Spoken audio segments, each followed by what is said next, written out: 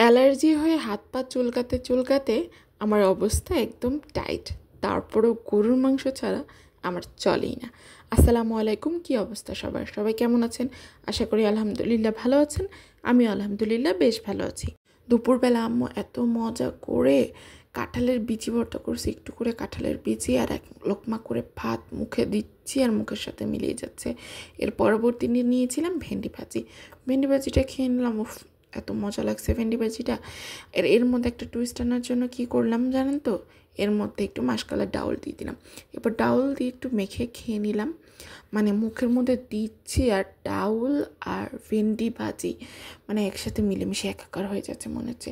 এরপর আম্মু গরুর মাংস ঝাল ঝাল করে আলু দিয়ে ঝোল করেছিল, পাতলা ঝোল। আর আমি তো সাথে আরও দুটো কাঁচামরিচ এক্সট্রা নিয়ে নিয়েছিলাম যেন ঝালটা আর একটু বেড়ে যায়। কবে যে এত ঝাল লাভার হয়ে গেলাম আমি নিজেও আসলে জানি না, বাট ঝাল খেতে এখন বেশ লাগে। তো একটু করে ভাত নিচ্ছিলাম, একটু করে কাঁচামরিচ চিবিয়ে নিচ্ছিলাম। এই যে একটু মাংস ছিঁড়ে নিলাম, মাংস ছিঁড়ে নিয়ে এক লোকমা মুখের মধ্যে দিলাম। এরপর নিয়ে নিব কাঁচামরিচ একটা কচাত করে কামড় দিয়ে দিয়েছি, দিয়ে মুখের মধ্যে গিয়ে দুটো মিলেমিশে একদম একাকার হচ্ছে। মানে কাঁচা মরিচের যে একটা ফ্লেভার আছে না, কি বলবো, আমার এখনই আবার মুখের মধ্যে পানি চলে আসতেছে। আবার এই যে দিলাম ভাত একটু মাংসর সাথে করে নিয়ে নিলাম, তারপরে আবার একটু কাঁচামরিচ। উফ কি যে স্বাদ জনগণ, আপনাদেরকে কি বলবো, সেই স্বাদ। এরপর মনে হচ্ছিল এইভাবে খেয়ে হবে না, একটু ভাতের সাথে ডলে নিই।